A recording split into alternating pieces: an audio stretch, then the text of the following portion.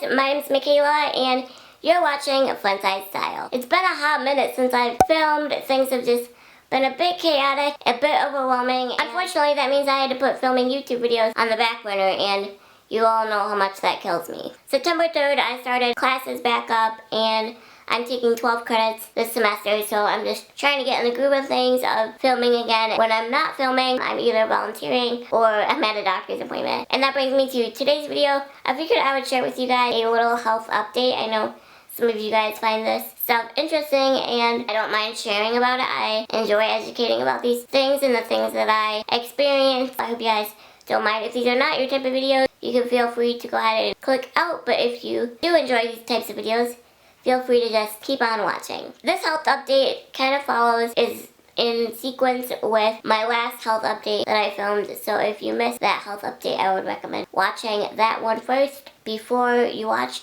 this one, because some of the things in this one won't make sense if you didn't watch the last one, if that makes sense. So confusing. I recently posted a video about my new hearing aid and how much I love it, my initial thoughts with it, the accessories that I have, and just all of that. I had some complications with it recently and some more complications. These aren't really surgery complications because my surgery was back in May for my tympanomastoidectomy. So I got the hearing aid. I told you guys how much I loved it. I still love it, but I actually developed an infection. I told you guys in my last video that I was just having some weird, I don't know, pain again, and I think I mentioned that in the last update. Ear pain again, and it just still didn't feel quite right. The infection actually was just like in my ear canal, like right at the entrance. It wasn't behind my eardrum where I had the surgery. Everything past the ear canal and like deep in where I had the surgery. All of that looks good. Great, and my last remaining hearing bone has not gotten eaten away yet. So that is good news. The discouraging news was that part of the reason that I had the surgery was to get rid of chronic infections that I've had for so many years. When I say chronic, I don't mean that I've had a constant infection for 6 years, like 5 or 6 years. I have not been in constant state of infection. I'm talking like on and off infection. That was really discouraging for me and my doctor, because we were like, shoot, like this was supposed to take care of all this. Part of that surgery as well was they widened my ear canal. Our hope is that it was just a fluke and it does not keep happening. If it does, I don't think we have a game plan for that yet. Our hope is that it was just a fluke, being that everything past like the entrance of the hearing aid looked good. Like where I had the surgery, everything looks good. One of our theories is that getting fitted for my hearing aid may have caused the infection because maybe it got scratched trying to manipulate the different dome sizes. The fitting, I already have sensitive skin as it is. That wouldn't surprise me. So it could have gotten scratched. It could have just been a fluke thing. My hope is that the hearing aid isn't causing the infections. The only reason I'm being allowed to wear it again eventually, which I'll talk about in a minute, is because I had worn it for such a short period of time before I realized that my ear wasn't right, like that there was some pretty intense pain, and I had some suspicion, I don't know, that I thought I had an infection. I actually didn't think, well, that's kind of wrong, because when I went to that appointment, I was like, hey, I'm having pain and stuff, and like it's getting worse and worse and worse. I don't know what I thought it was, but I just didn't think it was infection. And I think it's because in the back of my mind, I was like, I had surgery to correct that, like I won't get infections anymore. And obviously, I signed a waiver that said like, may need further surgery, may not cure all problems. In the back of my mind, I was like, well, I had surgery, like I won't get another infection. I was indeed wrong, and I was put on Cyprodex drops for 10 days. I've been on Cyprodex drops so many times, absolutely ridiculous. When she was like, you need to use Cyprodex drops for 10 days, I was like, oh my gosh, like before the surgery, I was like, yay, like I won't have to use Cyprodex drops anymore. And then I had to use Cyprodex drops for 10 days. If you don't know, Cyprodex is a super common antibiotic. Ear drops is used for ear infection, so they're drops, they're not like an oral. So I used the Cyprodex drops. After 10 days, used them, like I didn't forget a day. I kept using them. 10 days were up and I still didn't feel better. I felt almost worse, so I went back. I travel a lot for like super decent medical care. I just want like really good educated people, especially because of my osteogenesis imperfecta. A lot of things go into account with that. My anatomy and just complexities of that. And being from a really small town, most medical professionals around here look at me like I'm foreign, but when I go to Ann Arbor, I'm not foreign to them. Like, my complexities are not a big deal. They know how to handle like each and every one of my health conditions and complexities that come along with it, and so that's why pretty much every single time I have an issue, I have to travel almost 2 hours away. It's nobody's fault. It is what it is, and these are the doctors that I trust and love, so I'm willing to make the trip when I have to. But it is annoying at times to have to constantly go down there, and I do eventually want to live closer to the area when I'm able to live on my own, and I will eventually get to that point once some of these health things get ironed out, specifically one of them that I will be talking about in this video. But once I get that ironed out, I will be making plans to live on my own, so that is very exciting. But anyway, to go back, I ended up getting, this sounds so disgusting because it is, sometimes antibiotics kill good bacteria and bad bacteria. That ended up happening when I took the Superdex drops. I ended up getting fungal infection in my ear. That sounds absolutely disgusting. Ugh, because it is. She had to use this little syringe machine type thing to like squirt this like cream in my ear, and it like has to set in there. Like it eventually just absorbs and it goes away. So I have a flight coming up soon. Well, in a while. I will talk about it eventually. That's the reason that I wanted to go back when I wasn't feeling better after the Superdex drops, because if you're having ear problems and you go on a flight, that can cause you excruciating pain, and it can also cause permanent damage to your eardrum, especially with the history that I have. Knowing that the infection is in the entrance of the ear canal, I would still be okay to fly. It's not the best scenario, but I would be okay. I did want to get it cleared up before I go on the flight. She put the antifungal cream in there. That's so disgusting. We're gonna stop saying antifungal now. A week later, I had another appointment. I had a sleep study. If you follow me on Instagram, you know that. Every 3 years, I was overdue. I haven't had one in about 4 years or 5 years, so oops, got a little behind on those, but life happens, you know. Needed a new one or an updated one, so I use a Trilogy, which is a form of a ventilator machine, but I use it as BiPAP machine. My lungs are so small that the settings are on a traditional BiPAP and CPAP don't go low enough for me, so I would get too much air, or I would get like too much pressure from my small lungs, so that's why I have to use the Trilogy or ventilator machines. But like I said, the machine does not breathe for me. I'm able to breathe completely on my own at night. I just use the as a BiPAP to keep my airways open because I have obstructive sleep apnea. Now, when you have osteogenesis imperfecta, your respiratory system is compromised for a variety of reasons, especially when you have type 3, because scoliosis is really severe. Depending on the severity of your scoliosis, it also impacts how much room your lungs have to work, impacts the amount of space they have. And then I also have restrictive lung disease. Basically, it just means that my rib cage is small. Even without, like, take scoliosis out of the equation, my lungs don't have a lot of room, so that I have to take more breaths to equal like one breath, if that makes sense. Like if you look at my stomach, like I breathe insanely fast. It feels 100% normal to me. I don't feel like I'm breathing fast. It just feels normal to me. Anyways, what I was getting at is if you have obstructive sleep apnea, your respiratory needs change every 3 years. That's why they recommend getting an updated sleep study every 3 years, so that way they can make proper adjustments to whatever machine you utilize at night. You can learn all about that in my obstructive sleep apnea video. So I had pretty significant changes that needed to be made. It's not necessarily a bad thing. I don't really know how all of that works. Your needs change over time. So anyways, what I was getting with that, because I had the sleep study, the next morning, they wake you up at like 5:30 in the morning. Okay, before that, when I met with my doctor about me not getting better and stuff, she's like, okay, like this will cure it, like this cream will cure it, you'll be all set. But because you are going on a flight, I want to make sure you are going to be A-okay. I don't plan coming back for a month. I don't have another appointment set for a month. Is there a way like you could meet the morning of? She was like, I teach at the medical school in the morning. I have to be there like 8 o'clock or 8:30. Could you be here at 7:30? I was like, absolutely. And she was like, okay, I will come in. Like, I'll run over here and make sure you're good to go. And she came into clinic just for me, and I was really her only patient that day. I know it doesn't sound like a big deal, but it's hard to find doctors nowadays that are dedicated, let alone doctors that are that dedicated to go the extra mile. I don't think she understands like how much that meant to me. And yeah, it was a small thing, but again, like finding doctors that A, are dedicated, and B, would even go like an extra step like that is like so few and far between.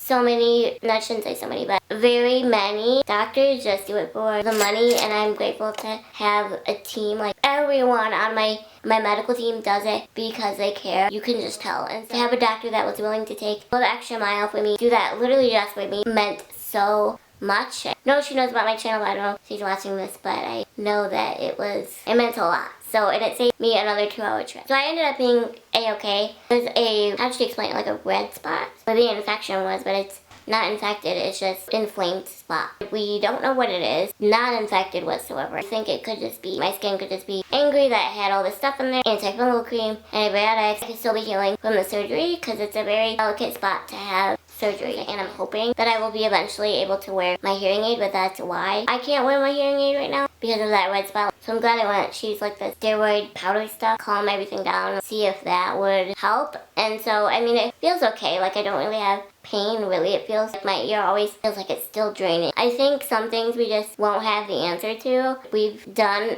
everything we can for my ear at this point. Like, I went through a really big surgery. I don't know what else could be done. Always feels like my ear just always feels like something's in it. Part of that is because this red inflamed spot. She knows what it is, but doesn't know like what's causing it. She would have thought the hearing aid, but I had quit wearing it when she told me to quit wearing it, and when I had the infection, and I haven't worn it since. So I've only worn it a week since I've gotten it, and I got the hearing aid was September 13th or something, and I haven't worn it since like the second week of August or third week of August or something. So like, it's been a long time. So if it was from the hearing aid, it would have been cleared up by then. But because this ear has been through so much throughout the years, not a happy ear, we hope that I will eventually be able to wear my hearing aid again. I have to wait about 2 weeks to start wearing my hearing aid again. So I have about another week and a half to go because she wants me to just completely live it alone. I have got fitted for a custom swim plug for my ear because when you have this tympano mastoidectomy, some people can eventually get their ear wet, and I'm one of the people that can't. I'm glad that I don't enjoy swimming because I would never be able to do that again because I can't get my ear wet anymore. I had to get a custom ear plug for it. Right now I'm just using cotton ball and that Pure Haven Mom Balm stuff. Like, even Vaseline, like, it just doesn't stick well, so that's why I'm just using the all natural stuff for now. My ear is like still soaking wet when I get out of the bath, but she said just do the best you can until you get your custom swim plug. I should be getting that in the next week. That will help prevent things. Like I said, I'm glad I don't enjoy swimming because I would never be able to do that again. When I start wearing the hearing aid again, if I get another infection, we will know that it is from the hearing aid. In rare cases, hearing aids can cause infections if they have extreme history with ear problems, but it is so incredibly rare. That's why my team still recommended the hearing aid to me, because I know some people will be like, well, if you had such a high history of infections, the hearing aid can cause infections. Like, why would you get the hearing aid? The answer to that is because even with people that have extremely long history get infections, like, the percentage is so low, the people that even have a high history of infections, that their hearing aid causes more infection. It wouldn't surprise me with all my complexities that I'm part of that low percentage. I do want to give it another shot because it is such a huge gift. If I do get another infection, like I said, we will know that the hearing aid is the culprit. I'm gonna have a really hard time if that day ever comes because it has been such a gift, even though I've only been able to wear it a week. I've been looking online, have had to be my own doctor. I don't know if my doctor does this or not, but there's these implants for people that can't wear hearing aid because it causes infections. It's different than like a Baha or like cochlear implant. It's like completely different. It's called like bone bridge or something. It's for people that are missing their entire middle ear or parts of their middle ear, which I am. It's a little procedure where it's like an implant, I don't know. It's frustrating because before I got the hearing aid, I was like, I have my left ear like is perfect hearing, absolutely 100% perfect. I'm good, I don't need a hearing aid. But after the surgery, when I lost even more hearing and I was convinced to get a hearing aid by my doctor, I was excited. Wearing it, I realized how much I was missing out on, and so to not be able to wear it now, so like it was almost like a teaser, like, here's what you're missing out on, but now you can't wear it right now. I am going to try it again. My doctor is allowing me to try it again. I'm optimistic that I'm hoping that I'm not in that low percentage where hearing aid causes infections, but crossing my fingers knowing that there is an alternative option. The only thing, this bone bridge thing, it looks like it's standard, and I don't know if they have like a pediatric size, so I don't know if I would be a candidate. That's the thing on the ear. I'm all set to go on a flight. It's perfect. I mean, I'm totally infection free, so that's good. I just have this like random red spot in my ear. We'll cross that bridge. When we get there, I have to go back after my flight and check in and see how things are going, and if I still have that random spot, I don't know what she's gonna do about it, but we'll cross that bridge when I get there. I'm infection free and ready to fly and go to the airport.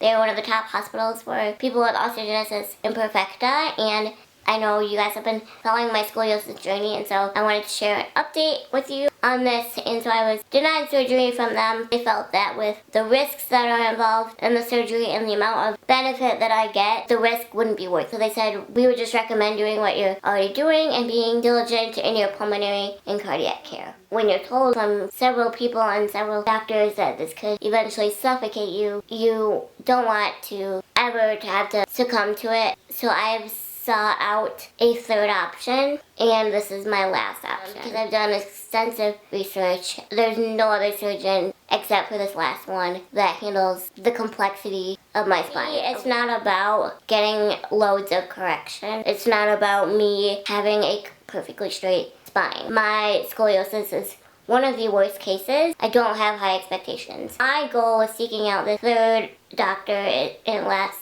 option is because I don't want it to progress. Like I said, I don't care about the look of it. I don't care that at this point that it's perfectly straight. It will never be that way. And I don't care. My goal is to just stop the progression so that my heart and lungs never have to be compressed by my spine. Being that this is my last option, last resort, I ask for your prayers that this is the door that I've been waiting God to open for a long time. Good things come to those who wait. I've been denied, told no, no, no so many times. I'm praying that third time is the charm, and I'm praying that like this is it for me. Like this is who I've needed for a long time. I sent all my paperwork and all my x-rays over. It's out of state, of course, because I've exceeded all my options here in Michigan to New York City at the spine hospital. They are my complete last resort option. They handle the most complex cases possible. I've read many success stories, and he is very familiar with osteogenesis imperfecta. There was one story that I watched, a video, they did like a video. This person did not have osteogenesis imperfecta, but like this person was dying. Like his oxygen levels were desatting, like he couldn't breathe. He was losing weight because your spine can like compress to your stomach and like all these things. I am not to that point. Take a long time for me to get to that point. I don't ever want to get to that point or know if my body would ever come to that point. This man is known as like one of the best spine surgeons in the country, and is known as the best spine surgeon in the US and in the world, one of them in the world and best in the US. And so I'm praying that this is the answer that I've been praying for every night. I'm praying that this is the answer that I've been waiting God to give me, and if he is not willing to take me on as a patient because of the severity, I just hope that, God will give me the grace to accept that and know that I have exceeded all of my options at this point. That is that. I won't have any update on that for like a long time. I have to go out there and like meet him and stuff. Like he has to review everything, decide whether or not if this is something that he can or will take on. If he says yes, then I'll have to go out there for a consultation. That will be interesting. So that's all the update I have for you on that. I ask for your prayers that God will grant me this gift of solution that I've needed for a long time. Okay, last thing is like kind of short, kind of sweet, kind of long, I don't know. Felt like I would show you guys a picture. Can't see it, but I can feel it. Feel like one of my rods in my leg is starting to come out. My lower right leg. And I have not had that replaced in like 9 years, 8 years. It's one of the rods I have saved in the longest. I've had many rods come out, so I know what it feels like. So I contacted my amazing orthopedic and I was like, hey, I think one of my rods is coming out. And mind you, like every time I've told my doctor that rod is coming out, I'm right every single time. Like, okay, we'll get x-rays, because like I can feel this like bump or like lump on my leg, and it feels like the end of the rod. I've had many rods come out, so I know what it feels like. So we got the x-ray and it looks perfect. We got 2 different views, and I saw the x-rays with my own eyes. They look perfect. Like I'm glad, but it just doesn't feel right. I've had so many rods come out. I know what it feels like when a rod is coming out. So I'm like, is there another view we can get? And she was like, well, there's one more that we could try to get. And I got it local. Well, the first 2 x-rays I got down in Ann Arbor. The third one I got here locally. I don't think they got the right view, but that one still looks perfect. So I feel like a crazy person because I've had rods come out all the time. I know what it feels like, and I'm always right when they come out, but now it looks perfect. Like this one looks perfect. So I literally have no idea what this bump is on my leg. Like I swear I can feel the end of the rod. I know what the pain feels like when a rod is coming out, but we don't know. I'm also having problems with my wheelchair today. Today, just as I'm filming this, is when I started having these problems. I started stalling. I might have to go down there to get my wheelchair repaired. So I'm down there. Maybe I'll make an appointment with my ortho so she can like feel it and like see it. Cause where it's coming out. But anyways, next month I have my new pulmonary team appointment, and I'm really struggling with that. Not ready to let go of the team that I trust. Other medical transitions, I have not had a problem. This is the hardest one because they're family and it's just hard. So anyways, that's my little health update. It's really long. My health updates are always long because I get ranty and chatty and whatever. But that's my health update for today,